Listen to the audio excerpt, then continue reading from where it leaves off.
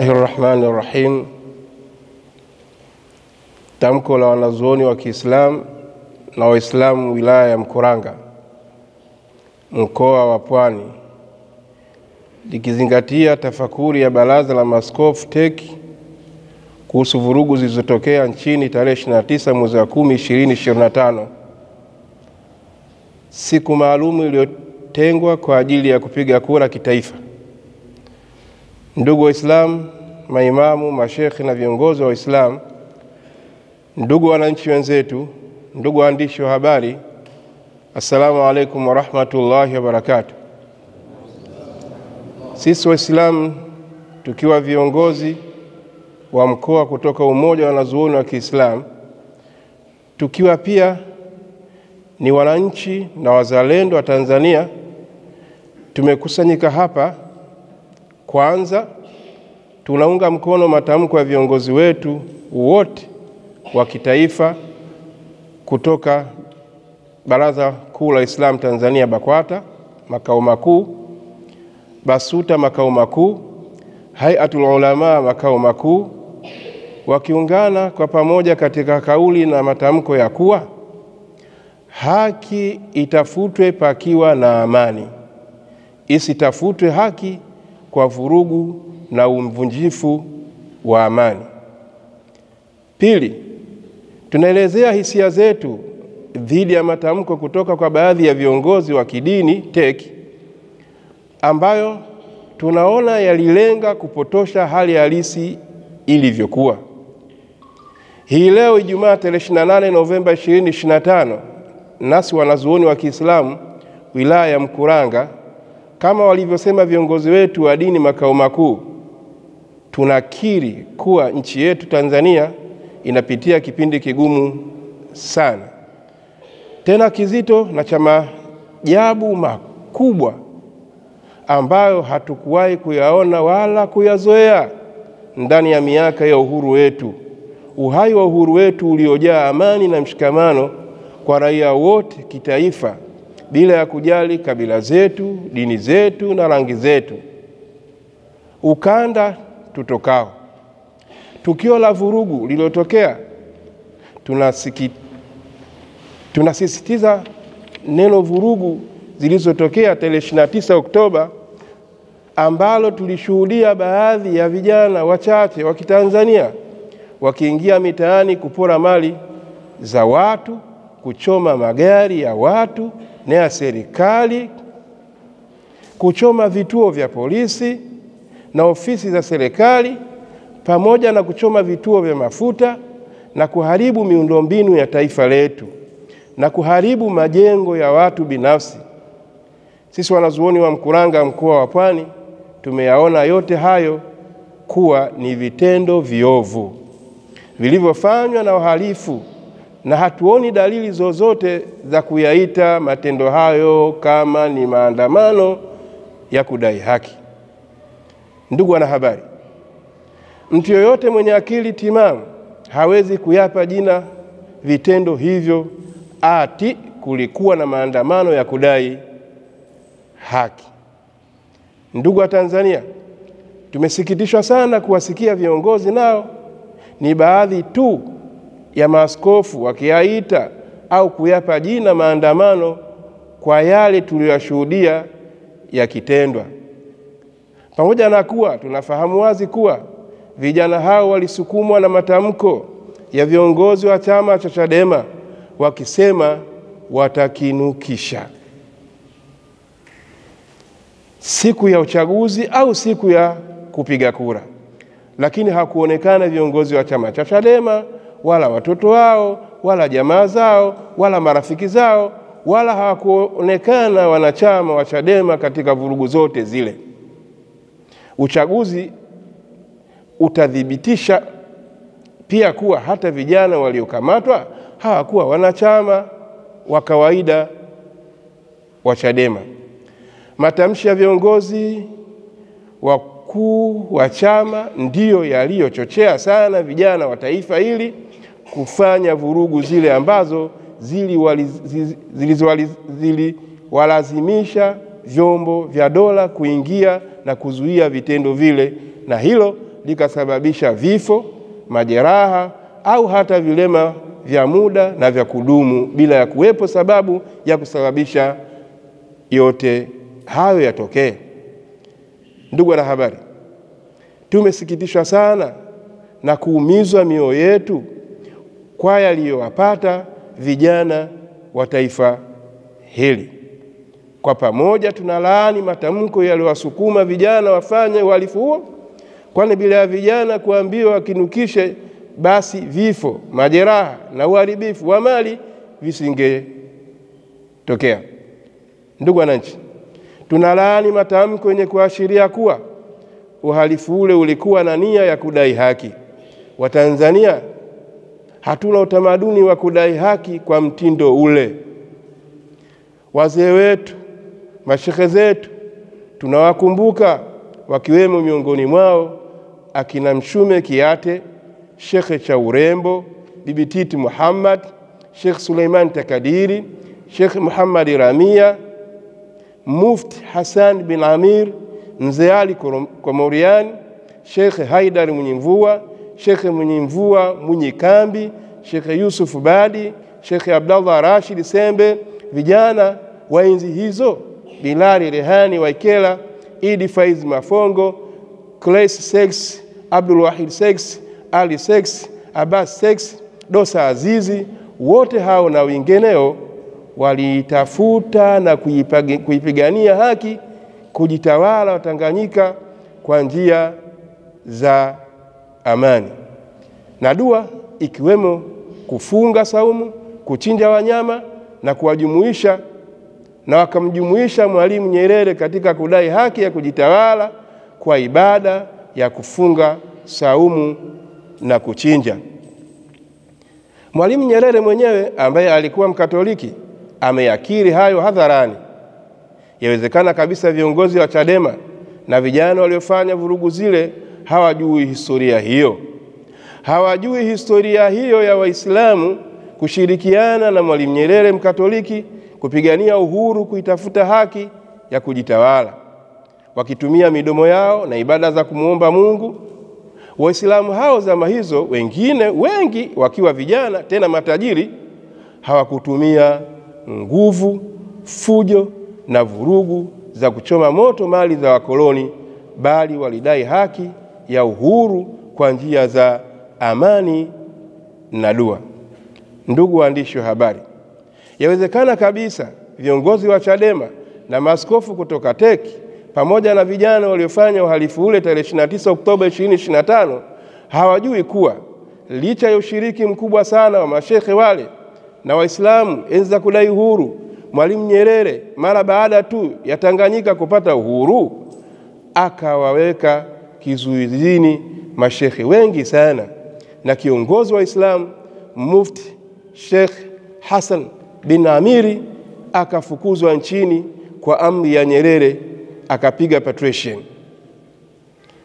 Ndugu wanahabari, licha ya uovu huo na unyama waliofanyiwa mashehe na Waislamu waliokuwa bega kwa bega na Mwalimu Nyerere, Waislamu nchini hatukuandamana wala kuchoma moto mali za serikali au mali za binafsi. Waislamu hawakutoka barabarani kufanya vurugu na uhalifu kwa kisingizio cha kudai haki. La hasha. Ni vyema vijana wa leo, viongozi wa Chadema na maaskofu wa TEC wakaelewa utamaduni na tabia hii ya Waislamu. Aidha, licha ya Waislamu kuwawa kule Pemba wakati wa utawala wa Rais Benjamin Mkapa na wengine kufanya wakimbizi hadi hii leo, licha ya mauaji ya Waislamu Mwembe Chai na kupigwa marufuku kwa kitabu kiitwacho Mwembe Chai Killings kilichoandikwa na Profesa Hamza Njozi, kupigwa marufuku kwa kitabu kile ni kuwaziba midomo Waislamu wasiseme. Mheshimiwa Benjamin Mkapa ameyataja mauaji hayo ya Mwembe Chai na ya Pemba katika kitabu chake. Ndugu waandishi, licha ya Waislamu kuuawa Mkuranga, Kibiti, Rufiji na Ikwiriri, akiwemo shekhe aliyeuawa akitoka msikitini kusali, Waislamu hawakudai haki zao kwa maandamano na vurugu za mitaani. Chadema na maaskofu wa TEC hatukuwasikia wakikemea mauaji yote hayo, labda kwa waliouawa, labda ya kuwa waliouawa ni Waislamu. Vijana wa leo waelewe kuwa haki hizo ambazo Waislamu walidhulumiwa, sisi hatukuzidai kwa kuchoma moto ofisi za serikali wala kuiba mali za watu binafsi, wala hatukuandamana. Viongozi wa Chadema na vijana wanaowashawishi waelewe kuwa wakati wa utawala wa Mwalimu Nyerere hali ya maisha ya kawaida ilikuwa ngumu sana. Wakati wa utawala huo chai ilikuwa ikipigwa bila sukari, pipi zikisagwa ili angalau chai iwe tamu.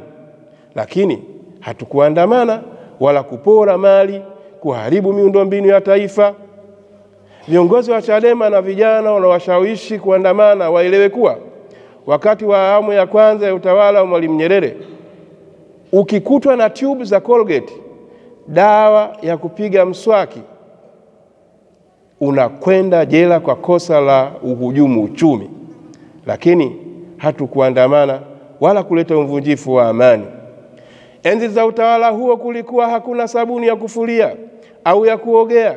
Tulikuwa tunatumia tunda za mwalita, magadi na mikaratusi kufulia.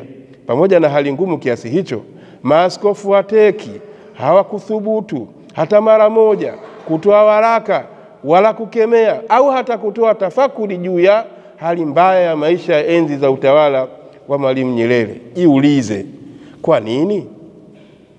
Ndugu wanahabari, ufisadi mkubwa wa fedha za walipa kodi Tanzania, sote tunakumbuka ufisadi wa account escrow kwa mabilioni na mabilioni. Sote tunakumbuka namna ambavyo benki ya Wakristo ilivyotumika kutakatisha fedha ambazo mpaka baadhi ya maaskofu walibeba fedha zile kwa magunia. Askofu mmoja alibeba milioni 80.9, mwingine milioni 40, na mawaziri kadhaa nao walishiriki ufisadi huo. Je, mliwasikia maaskofu wa TEC wakitoa waraka? Je, walikemea wizi, ufisadi huo? Jiulize kwa nini hawakukemea ufisadi ule. Hawakukemea bila shaka kwa kuwa walihusika na ufisadi ule ni watu wa dini yao. Ufisadi wote huo ukitendeka, viongozi wakuu wa Chadema walikuwa bungeni, hawakususia ubunge wao wala kususia uchaguzi. Kwa nini? Jiulize. Jibu ni kuwa huko bungeni walikuwa wanapata maslahi ya posho na mishahara minono. Hawakujali kuliwa kwa fedha za Watanzania, kwa sababu hawana maslahi ya bungeni, ndiyo maana wakakinukisha. Sisi Waislamu hatujasahau matokeo ya sheria kudhibiti ugaidi ilivyotuathiri. Licha ya Waislamu wengi wakiwa na wataalamu wao wa sheria walivyopinga sheria hiyo, ikiwa katika hatua ya mswada, sheria hiyo ikapitishwa na bunge letu bila kuzingatia vilio vya Waislamu. Matokeo ya sheria hiyo tumeyashuhudia. Mashekhe na Waislamu zaidi ya 500 wakikamatwa kwa tuhuma za ugaidi na kusekwa rumande. Wengine walikaa rumande miaka 5, wengine miaka 7, wengine miaka 10, na baadhi yao wamefariki huko huko rumande. Waislamu hatujasahau hilo, kwani hadi hivi sasa bado wamo Waislamu wengi huko magerezani kwa tuhuma za ugaidi. Licha ya madhara na mateso hayo waliowapitia ndugu zetu Waislamu pamoja na mashekhe mbalimbali wakiwemo Sheikh Mselem Ali na Sheikh Faridi wa Zanzibar, Waislamu hawajaandamana. Kibaya zaidi, hatujawasikia Chadema wala maaskofu wa TEC kutoa waraka wa kulani vifo vya Waislamu hao na kukemea uvunjifu wa haki za Waislamu hao ambao ni Watanzania. Sisi Waislamu hatujasahau zile hatua za Kanisa Katoliki walizochukua pale Msimbazi Center, Dar es Salaam, ambapo Padri Kitima alipowakutanisha viongozi wa Chadema Freeman Mbowe na Tundu Antipas Lissu. Waislamu tusingefahamu siri kubwa ya vikao vingi vya upatanishi hivyo bila ya siri hiyo kufichuliwa na Tundu Lissu. Padri Kitima na kanisa lake halikusema hadharani kuwa lilikuwa na vikao hivyo kwa upatanishi, kwani Padri Kitima na kanisa Katoliki liwe na uchungu mkubwa juu ya mzozo wa kisiasa wa viongozi hao wawili tu waheshimiwa. Ndani ya Chadema walikuwa na mzozo kati ya Freeman Mbowe na Zitto Kabwe. Hatukusikia kanisa wala Padri Kitima akifanya usuluhishi. Ndani ya Chadema kulikuwa na mzozo kati ya uongozi wa juu Salum Mwalimu. Hatukusikia kanisa wala Padri Kitima wala jopo la maaskofu likifanya jitihada ya kusuluhisha mizozo hiyo. Kwa nini Padri Kitima na kanisa lake wachukue masiku kadhaa na muda mwingi wa kanisa kuwasuluhisha kina Mbowe na Tundu Lissu tena kwa siri? Zitto Kabwe na Salum Mwalimu ni Waislamu. Ni dhahiri kabisa Padri Kitima na kanisa halikuona uchungu wala halikuona kuwepo na maslahi ya kanisa katika kuwapatanisha akina Zitto Kabwe na Salum Mwalimu walipozozana na viongozi wao wa Kristo Freeman Mbowe na Tundu Lissu. Mbali na mizozo hiyo, sisi Waislamu tunakumbuka mzozo wa kisiasa ndani ya chama cha CUF baina ya Maalim Seif Sharif Hamad na Profesa Ibrahim Lipumba. Mzozo baina ya wanasiasa hawa wawili ulikuwa mkubwa sana, lakini Padri Kitima na kanisa Katoliki halikuchukua hatua za siri kupatanisha wanasiasa hao. Jiulize kwa nini? Jibu lake ni kuwa Seif Sharif Hamad na Profesa Ibrahim Lipumba ni Waislamu ambao Padri Kitima na kanisa lake hawana uchungu wala hawana maslahi ya kupatana kwa wanasiasa hao ambao ni Waislamu. Ndugu waandishi wa habari, kwa matukio haya sisi Waislamu ndipo tunapounganisha uhusiano wa chama cha Chadema na kanisa lake ndani ya Chadema. Uthibitishwa mafungamano hayo ya siri imetobolewa na Mheshimiwa Tundu Lissu. Hizi ni fadhila za Allah kwetu Waislamu, kutufunulia makubwa na mazito yaliyopangwa na kufanywa kwa maslahi ya Baraza la Maaskofu TEC. Rejea Qur'ani sura ya 3 aya 119. Baada ya kuyasema machache haya kati ya mengi ambayo tunayoyafahamu, tunawaomba vijana wa nchi hii wasiingizwe katika mkumbo wa madai ya haki yakipigizwa zumari kwa sauti kubwa kutoka Chadema na wasiri wao wakubwa kanisa Katoliki. Aidha, tungependa wananchi wa Tanzania waelewe kuwa kudai haki ya mmoja wetu isipelekee kuvunja haki ya Mtanzania mwingine. Katika kipindi cha takriban siku 10 vurugu baada ya tarehe 29 Oktoba, tumeshuhudia mahakama zikifungwa kwa kukosekana kwa amani. Haki tunayoitafuta ikibidi huko mahakamani itapatikana vipi hiyo haki ikiwa mahakama zimefungwa kwa kukosekana amani? Amani ndiyo uwanja wa kutafutia haki. Amani ndiyo uwanja wa maridhiano. Amani ndiyo uwanja wa maendeleo. Amani ndiyo uwanja wa kufanya siasa. Pasipo na amani yote hayo hayapatikani. Tunawashukuru mashekhi nchi nzima pamoja na maimamu nchi nzima na viongozi katika taasisi zote za Waislamu nchi nzima kwa msimamo wao kuhubiri amani kabla ya uchaguzi na hata baada ya uchaguzi. Ndugu waandishi wa habari, tunaunga mkono matamko ya viongozi wetu wote wa kitaifa kutoka BAKWATA makao makuu, BASUTA makao makuu, Hayatul Ulama makao makuu, wakiungana kwa pamoja katika kauli na matamko ya kuwa haki itafutwe pakiwa na amani, isitafutwe haki kwa vurugu na uvunjifu wa amani. Tumalizie kwa kusema yafuatayo. Mosi, tunaunga mkono hotuba ya Mheshimiwa Rais Samia Suluhu Hassan katika uzinduzi wa Bunge la 13. Pili, tunaupokea mkono wa maridhiano aliyounyoosha Mheshimiwa Rais Samia Suluhu Hassan na kuwaomba Watanzania wote na hasa vijana nao wapokee mkono huo wa juhudi za kuleta maridhiano kwa yale yaliyotokea tarehe 29 mwezi wa 10 2025 na siku chache mtawalia. 3, tumeridhia tume ya Mheshimiwa Rais ya kuchunguza yale yaliyosababisha vurugu zile, na tunaiomba tume ifanye uchunguzi kwa uadilifu mkubwa na isimuonee haya yoyote yule aliyehusika kwa kuchochea vurugu zile, bali wachochezi wote watajwe hadharani. 4, tunaipinga kwa nguvu zote kauli ya Chadema iliyotolewa na Mheshimiwa John Heche dhidi ya tume hii ya rais ikiongozwa na majaji wakuu wawili wastaafu. Tumeshangazwa na kusikitishwa na kauli ya John Heche ya kutokuwa na imani na majaji hao wawili wastaafu, wakati John Heche na Tundu Lissu siku chache tu walikimbilia huko kwa majaji kutafuta haki zao. Iweje leo majaji hao wasiaminike?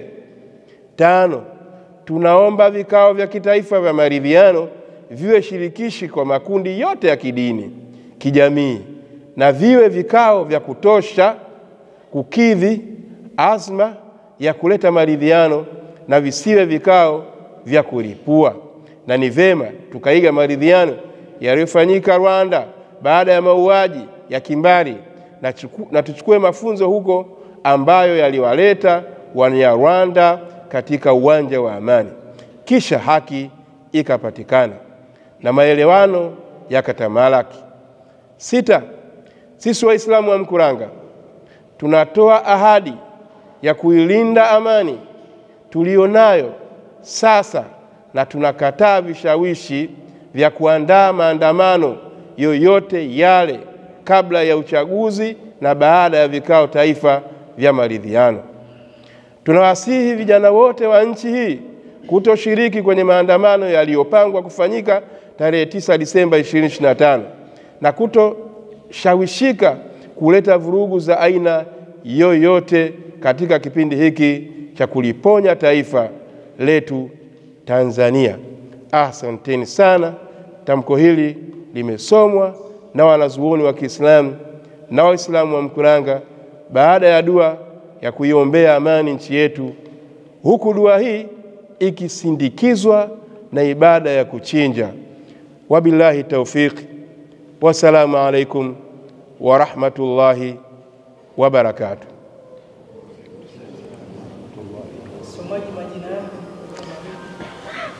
Kwa jina naitwa Shawal Ali Msati.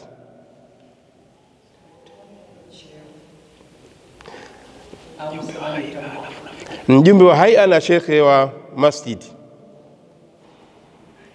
Shukran.